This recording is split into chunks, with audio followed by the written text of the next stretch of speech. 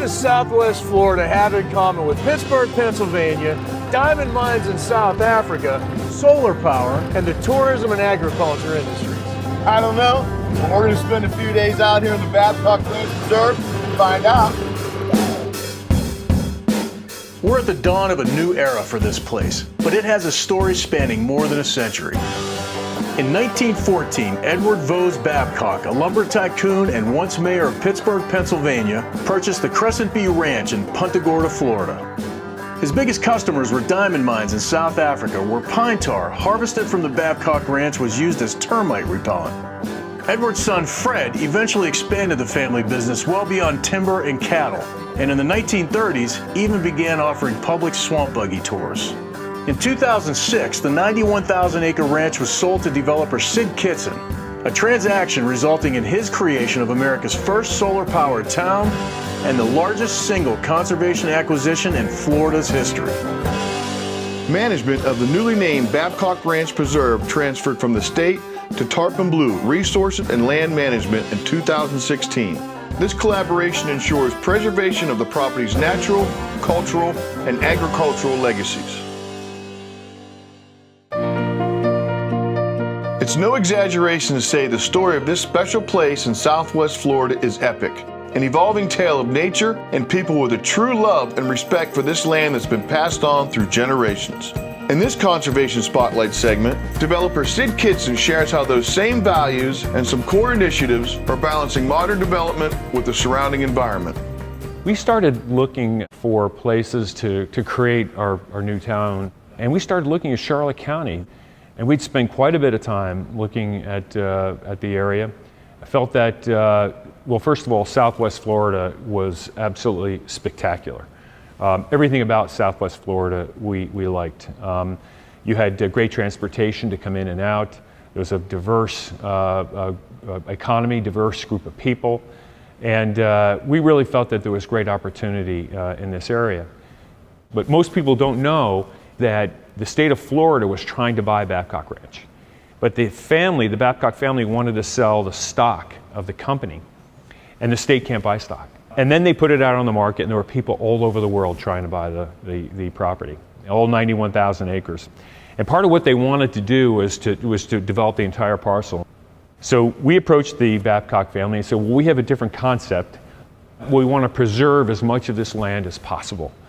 And to the credit of that family, they understood, and they decided to go with us because their legacy and the legacy of this property was more important than just dollars.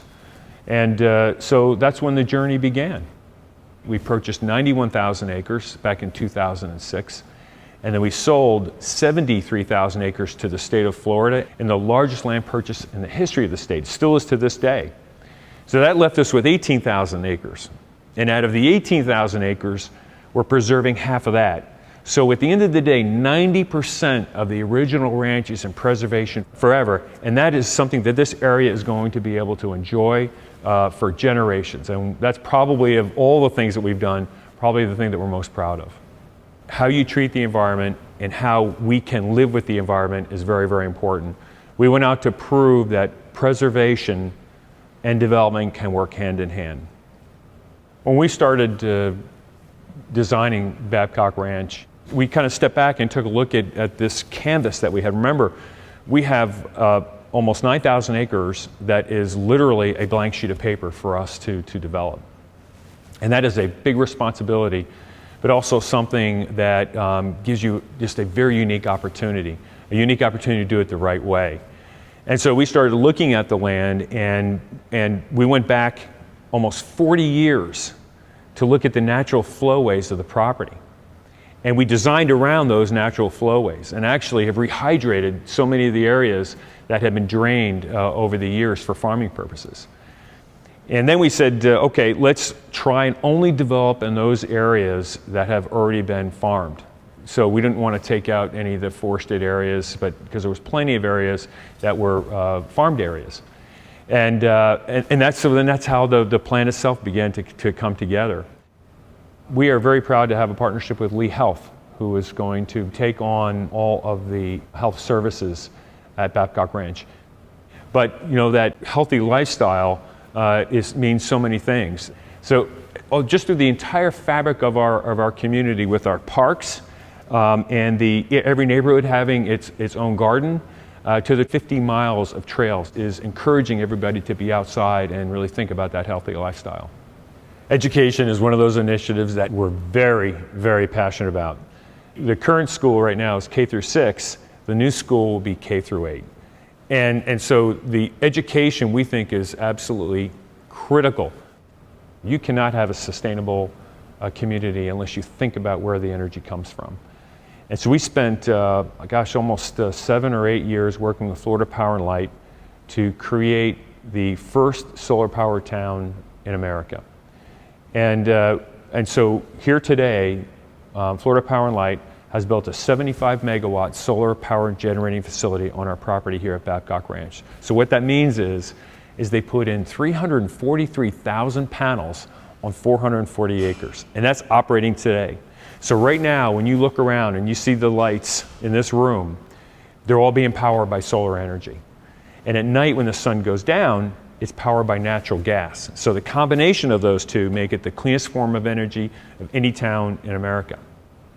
One of the other things that we've been really spending quite a bit of time on is technology. And we know how complex this is because things are changing so quickly. So what we talked about internally was, how do we at least future-proof what it is that we're trying to do? And the best way we could think of doing that is to have fiber to every home.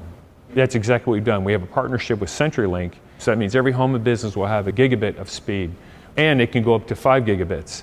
Now, technology is going to change and things are going to happen, but we think we're well positioned to be able to handle that. But then we turn to transportation. And transportation is very unique in that things are changing fast. And it was some 6 years ago, we started looking into autonomous vehicles. The societal benefits are numerous. So we decided to do that here at Babcock Ranch. And we're very fortunate to have TransDev as our partners. They're the largest transportation company in the world. Here at Babcock Ranch, we have this distinct advantage of being 30 feet above sea level. And as I said earlier, that's a virtual mountain here in Florida, and we're above the storm surge. We also didn't build in the floodplains, and we didn't build in the wetlands. So when an event comes through, we want to be a place where people can stay in place or come to shelter. So that was very important. The way all these buildings are built, they can withstand hurricane force winds. And the infrastructure also, all the power lines and everything else is underground. So we really are designed and made for storm safety. I don't know if I would consider myself a pioneer, but I would consider myself someone who has a passion about something, along with a great group of people in our organization who have a passion for something very special, and we collectively want to make it great. We've got a long journey ahead of us. We're just starting, and we all know that. From the leaders in the community, and whether it be in Charlotte County or the state, this has been a true team effort to get this done. And I am incredibly thankful for each and every one of them to have helped us along the way.